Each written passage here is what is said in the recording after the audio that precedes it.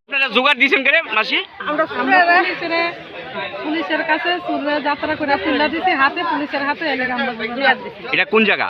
এটা সিলেটে আমরা জোগাড় দিয়ে পাঠাইছেন কেন যাত্রা করাইয়া? জামাই সুরের জামাই সুর পাইছে ওরা যাত্রা করে পাঠাইছি এলাকা পাঠাইছি। সে যত মনে থাকে আর যাতে কোনোদিন এরকম করোনা লেগে এর মনে না হয় এলাকা যাত্রা করে আসতে দিয়ে আমি এলো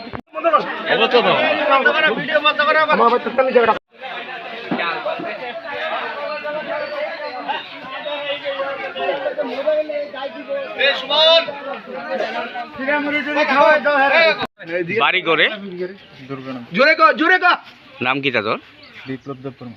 এনআইসত কিরে দুর্গানগর থেকে বিপ্লব এনআইসত কিরে হ্যাঁ এই এনআইসত কিরে লস্কর যদি উঠাই দিছে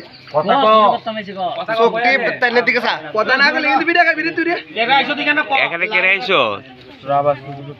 কতদিন ধরে চুরি করো? 2 দিন। কত কেজি চুরি করছো?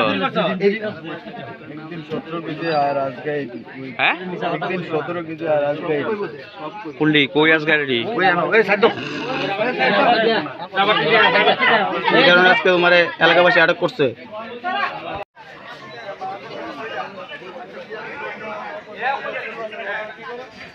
আপনার বাড়িতে নিয়ে চুরি করতে আইছে? আপনার নাম কিটা? অসিত রঞ্জন দেব, যাক নাম বচন দেব। কত কেজি রাবার চুরি করছে? আমরা কালকে যে রাবারটা ধরা হয়েছে প্রায় 26 কেজি রাবার, এর আরো 3 দিন আগে প্রায় 150 কেজি রাবার চুরি হয়েছে। এরা কেমনে ধরছে না? এরে আমরা কালকে মানে কন্টিনিউ 4 দিন ধরে আমার ঘরে তালাটা ভেঙে লেগেছে।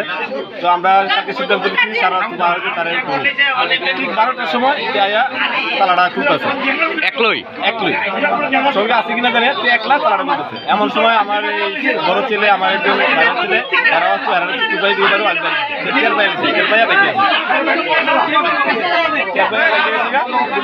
আমরা কথা বলছি 10 মিনিট সজাগ করছি করে আর পাইতো না ঘুমাই গেছিল 4টা বসে উঠে দিয়ে তালা বাইঙ্গা মাল হয়ে গেছে। তখন আমার কারণ হচ্ছে যে টাইমে চুরি হয়েছে আশেপাশে আছে ধরতে পারবো। আমি একদম আমার ছেলে রেডি একদম দৌড়ে একদম স্কুলের সামনে বেশি মতো গেছি, গিয়ে সেটা পাইছি না। রাস্তা দিয়ে জন্য জিজ্ঞাসা করছি কয়েকটা গাড়ি এসে গেছে। তারপরে যখন ঘুরে আইতেছি তখন থেকে ব্রিজের থেকে ঠিক বিশ্বন্দের দিকে যাইতেছে রাবার লইয়া না কালিয়াতে। তখন আমি দৌড়ে গিয়েছি, আমরা 3 জনে মিলে ধরছি, ধরে সেটা তার জিজ্ঞাসা করছি করে একটা সবজি দিচ্ছি করে সেটা হ্যাঁ নদীর পারে আমরা একটা বাগান আছে রাবার বাগান, এটা নিয়ে চিনে রাখছি। কত কেজি রাবার রাখছিল? 26 কেজি রাবার আজকে এরপরে সবাই মিলে ধরছে। অবশ্যই। এটা কোন জায়গা? এটা সীমাল ছিল টেউনা।